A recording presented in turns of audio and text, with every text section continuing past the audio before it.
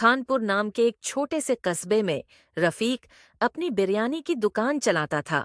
उसके हाथ की बनी बिरयानी इतनी स्वादिष्ट थी कि लोग दूर दूर से उसके हाथ की बनी बिरयानी खाने आते थे। उसकी दुकान में हमेशा भीड़ लगी रहती थी और वह खूब अच्छा पैसा कमा रहा था।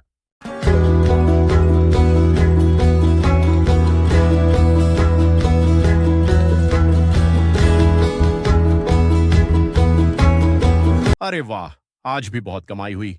मेरी बिरयानी का तो कोई जवाब नहीं। हर कोई इसे पसंद करता है। एक दिन जब रफीक अपनी दुकान में बिरयानी परोस रहा था, तभी उसका दोस्त अकरम वहां आता है।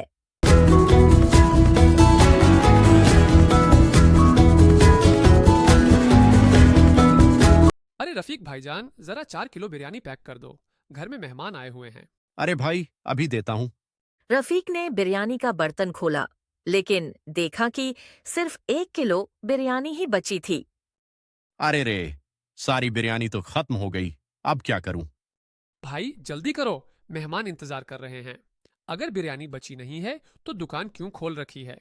मेहमान ज्यादा देर इंतजार नहीं करेंगे।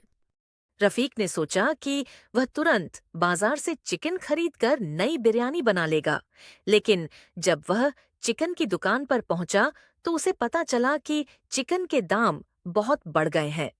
भाईजान, चिकन है क्या? रफीक भाई, आज से चिकन के दाम दोगुने हो गए हैं। अगर लेना है तो महंगे दाम में मिलेगा। अरे, इतने महंगे दाम में मैं कैसे बिरयानी बेचूंगा? तो फिर तुम भी अपनी बिरयानी के दाम बढ़ा दो। रफीक ने ऐसा ही किया। अगले दिन उसने दुकान के बाहर एक बोर्ड लगाया, अब से 1 किलो बिरयानी 400 रुपये में मिलेगी। लेकिन बोर्ड पढ़ते ही लोग नाराज हो गए और उसकी दुकान से वापस जाने लगे। अरे बाप रे बाप, इतनी महंगी बिरयानी हम नहीं खाएंगे। धीरे धीरे रफीक की दुकान पर ग्राहक आना बंद हो गए। कुछ ही दिनों में उसकी बनाई बिरयानी खराब होने लगी और उसमें से बदबू आने लगी। अरे रे, ये क्या हो रहा है? पहले मेरी दुकान पर लोगों की भीड़ लगी रहती थी और अब कोई भी ग्राहक नहीं आ रहा। सारी बिरयानी बेकार हो गई। रफीक गुस्से में सारी खराब बिरयानी उठाकर एक सुनसान जगह पर फेंक आया।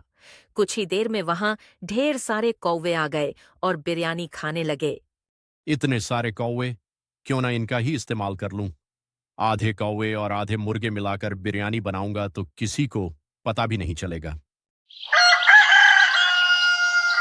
इसके बाद रफीक हर दिन कौवे पकड़कर और थोड़ा सा चिकन मिलाकर बिरयानी बनाने लगा।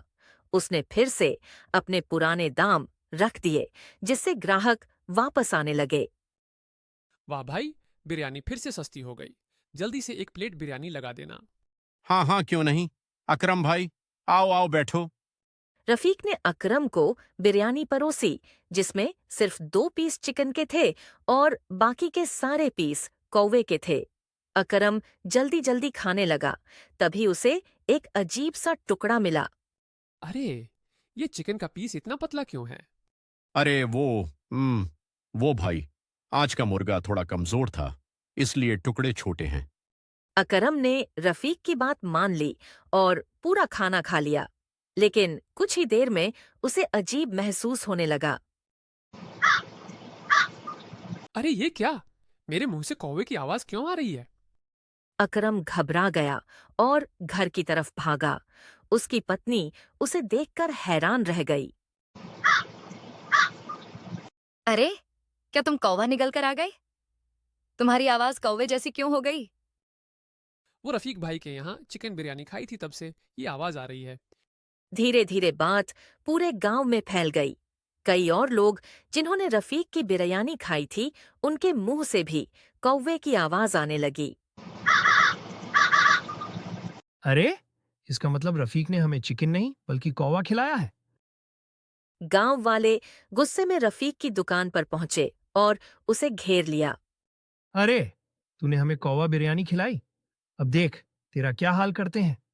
गुस्साए लोग रफीक की दुकान पर टूट पड़े और रफीक को जमकर पीटा।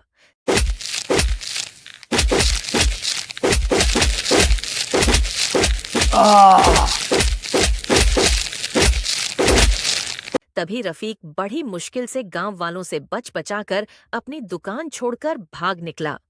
उस दिन के बाद किसी ने रफीक को गांव में नहीं देखा और उसकी कौवा बिरयानी हमेशा के लिए बदनाम हो गई। और कुछ समय बाद सभी गांव वालों की आवाज दोबारा ठीक हो गई। दोस्तों, लालच का फल हमेशा बुरा ही होता है।